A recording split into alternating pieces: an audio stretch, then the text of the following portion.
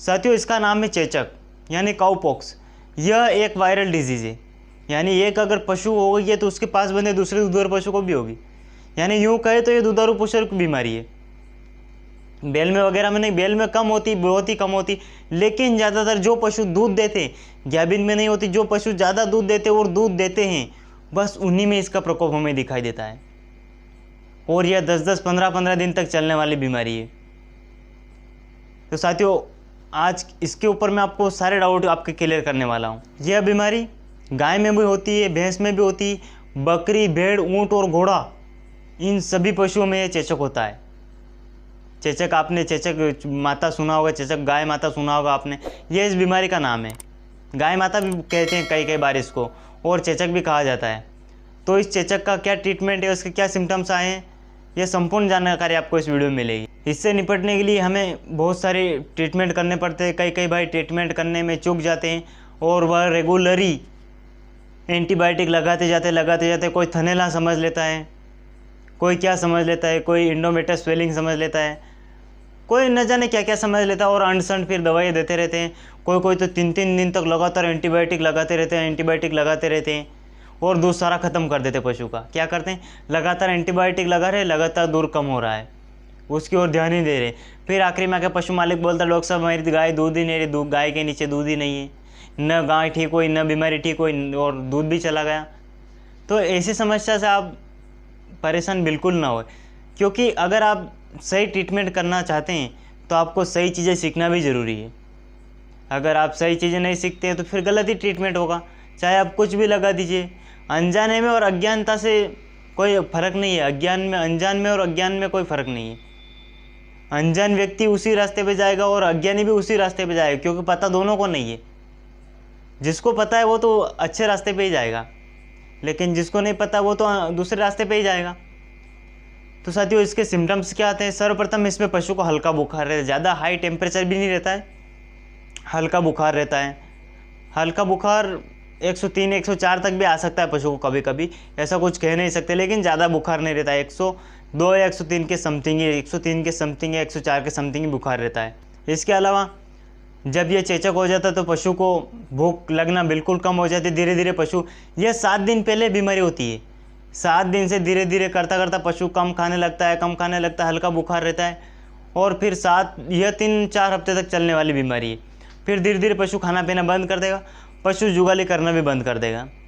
आप देखते, जब आप हिस्ट्री लेंगे तब आपको पता चल जाएगा।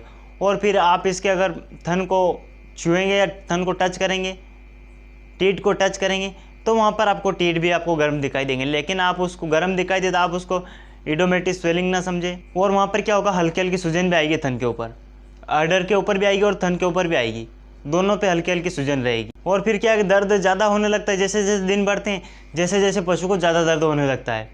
तो जब पशु मालिक दूध निकालता है, आप हिस्ट्री लेंगे, जब दूध निकालता है तो पशु दूध नहीं निकालने देता है। दूध साफ आता है, दूध में ब्लड वगैरह नहीं आता है, क्योंकि ये मास्टाइटिस नहीं है, यह चेचक है, काउपॉक्स वायरस है। तो इसमें क्या है कि पशु का दूध खराब नहीं होता, दूध सही आता है, लेकिन थन में दर्द होता है, थन में सूजन आती है हल्की हल्की। जब वो दूध निकालने की कोशिश करता है तो कई बार पशु लात भी मारने लगता है, इतना खतरनाक दर्द होता है। और फिर क्या होता है कि जैसे 7 दिन से ज़्यादा वायरस को हुआ तो फिर जो उसके जो अडर है और थन है, वहाँ से बारीक बारीक फुंसा निकलेगी। क्या होगा, बारीक बारीक फुंसा निकलेगी।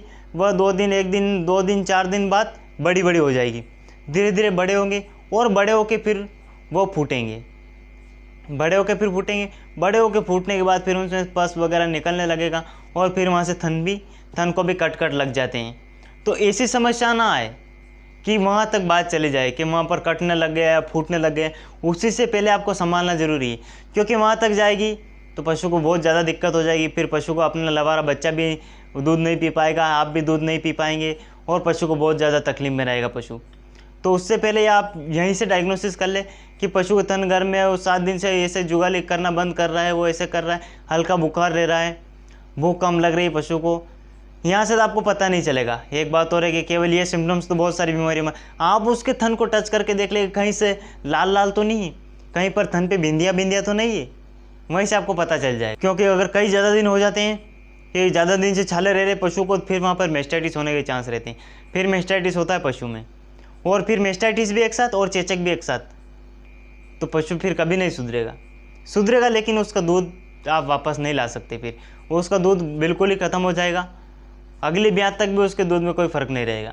इतना खतरनाक चेचक रहता है, क्योंकि चेचक के साथ अगर मेस्टाइटिस हो गया तो फिर तो बहुत ही ज़्यादा बात ख़राब हो जाएगी, आपको बहुत सारा इलाज करना पड़ेगा। फिर जब पशु के थन कट जाए, इसका ट्रीटमेंट के लिए अगर इसका ट्रीटमेंट बता दूँ आपको, जब पशु के थन में छाले हो जाए और जब पशु के थन में अगर फट जाए, छाले होकर फूट जाए, तो वहाँ पर आप एंटीसेप्टिक लोशन लगाएं।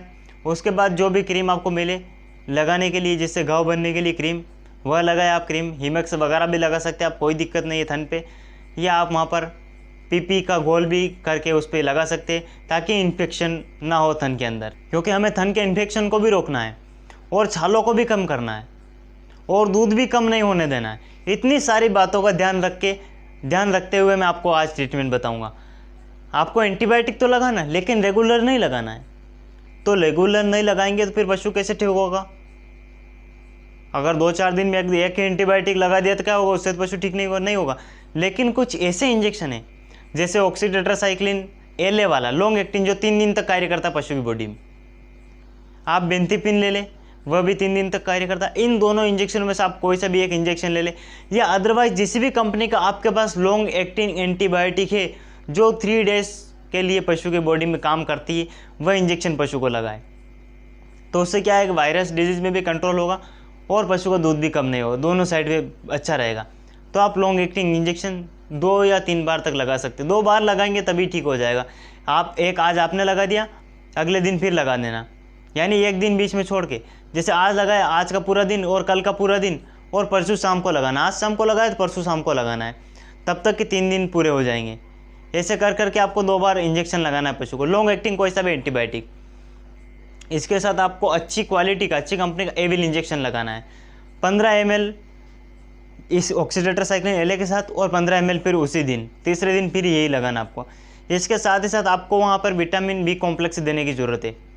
आप चाहे तो बेलामिल दे सकते हैं, या चाहे तो केवल B कॉम्प्लेक्स ही दे सकते हैं। विटामिन B कॉम्प्लेक्स, उसके साथ कोई भी ना हो तो भी चलेगा। B कॉम्प्लेक्स चाहे आपको एम्पुल मिले या आपको जो भी इंजेक्शन मिले, कॉन्सिप्लेक्स इंजेक्शन है, आप वह भी लगा सकते हैं पशु को, कोई दिक्कत नहीं है।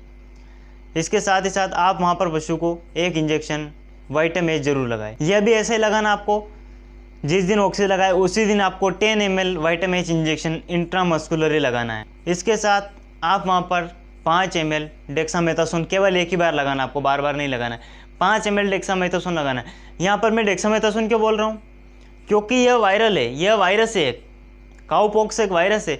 वायरस में डेक्सामेथासोन बहुत ही शानदार काम करता है। 15 से 20 ml आप वहाँ पर मेलोक्सिगम एंड पैरासीटामोल जरूर लगाए, या निमोस्लाइड एंड पैरासीटामोल लगा दे, तो कहीं किसी प्रकार की कोई दिक्कत नहीं रहेगी और पशु एकदम से ठीक हो जाएगी।